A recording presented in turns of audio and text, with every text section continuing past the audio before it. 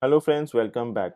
Before we get into actual coding of our website, let's add few more things to Visual Studio Code so that we are on the same note. So I am inside my Visual Studio Code and let's go to our extension panel. So I will show you some of the very useful extensions that I am using, and if you want you can also use it. So let me tell you that there are a lot of extensions which I am using, but I will show you the extensions which are useful for this project. Okay, so let's start with the first one, which is auto rename tag. This is very useful, as I'll show you the example. So if I go to my index.html, here there is an h2 tag. If I want to rename this h2 tag to h1 tag, then if I change this from h2 to h1, as you can see, the opening and the closing tags are changed to h1. I don't need to change it on both the side. Okay, same way, if there is a div, let's say, okay, and now I want to make this div as a p tag. So if I change here, this p tag will automatically come here also. So this is very useful. So first one is auto rename tag. If you want you can install it. Second one is bracket pair colorizer. Okay, so as you can see the screenshot here, it pairs the bracket. Okay, so where there are brackets, it is mostly used for like if you are using a JavaScript code like in React, so where you can where you write all the functions and all. So at that moment it is useful, but not in our project. So I'm not giving you a detailed explanation on this. Then we have color highlight, which is again not useful for our project, so I'm leaving this. Then CSS peak, not useful for our project. ES7, this is also a React uh, extension which is not useful for our project. ESLint, again not useful for this project. Okay, highlight matching tag, this is useful because as you can see it will highlight the tag. So if I go to HTML, if I click on this H1, you can see there is a highlight like yellow color. It is highlighted in yellow color. So this is opening tag and this is closing. So it will show you this is this tag is from here to here. Okay, so this is very useful. So highlight matching tag, and there are settings also which you can do it. So you can color that, you can customize your see here, you can customize the border with the color. If you want to change the border color to let's say a different color, I'm using yellow color. If you want to keep it white or something, there is a default setting, but you can change that. I will show you that in the later part. Okay, so now the next one is indent rainbow.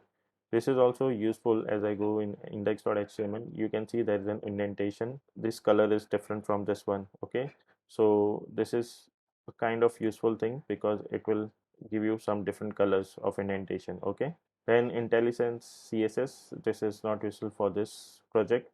Live SAS compiler, not useful. Live server, not for this project. Material icon, so these are the icons which can be used here, if you can see. Okay, so that is for material icon. Then there's material theme, which I'm not using. Okay, I'm using Monokai Pro. So this is the theme which I'm using, a free version of this. So if you want, you can use it too. Then npm IntelliSense, not for this.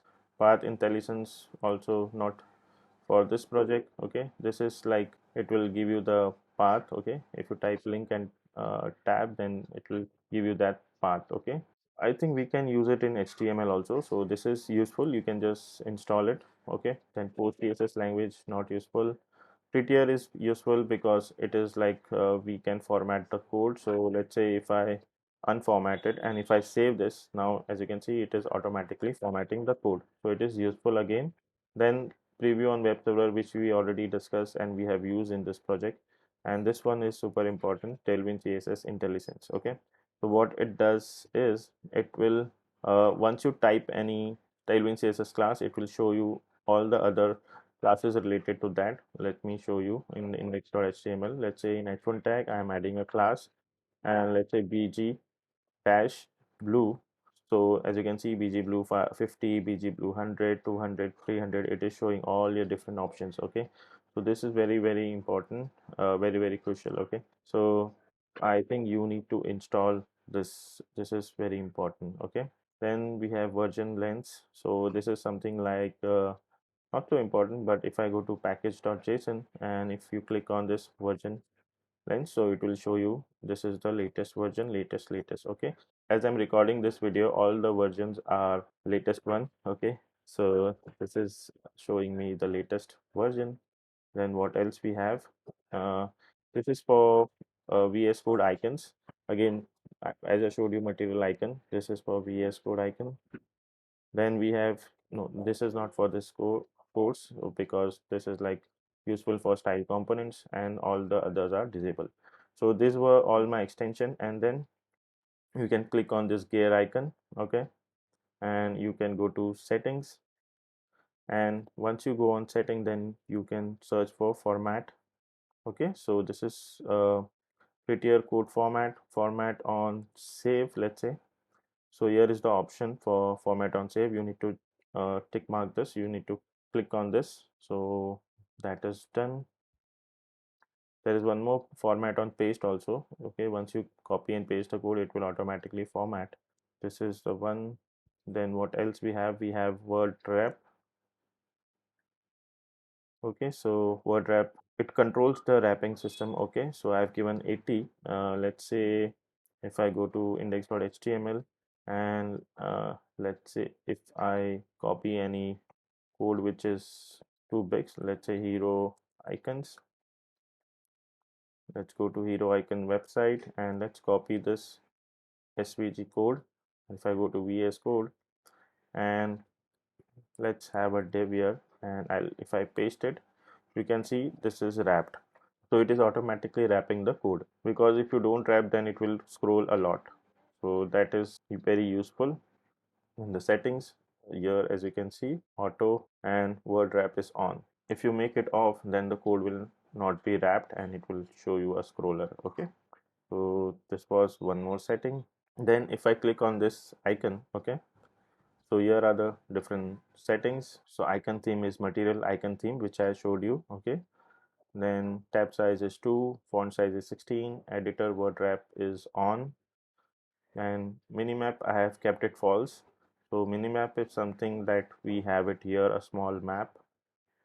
Then this is the highlight matching tag. Here is the customization of my tag. Okay, so I have kept it yellow color, and border width is also 3. So if you change this to something else, so here the color will change. If you can click, you can see the yellow color. If I change this color, it will change. Then what else we have? This format on save is true. This prettier JS single quotes, if I put a double quotes, it will automatically change to single quotes. Format on paste is true. Auto closing tag quotes always. Then what we have, emet is also true. Then this is for Tailwind CSS, plain JavaScript. Okay, this is not so important. Then I have shown you prettier. Okay, so what else? I think I have covered almost everything. Emmet, you know, okay, because here if I type div, and let's say if I want to add a class of like anything which is like bg blue 100, and I press tab, so now there is a div and inside there is a class. And if you can see this, we are getting this. Let's say if I do 600, so you can see a blue color box that is coming from Tailwind IntelliSense. Okay, so where is that?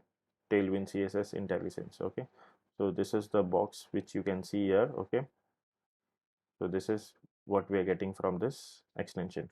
So this is very useful, so you can just install it, and I think I have covered almost everything, and nothing to be done.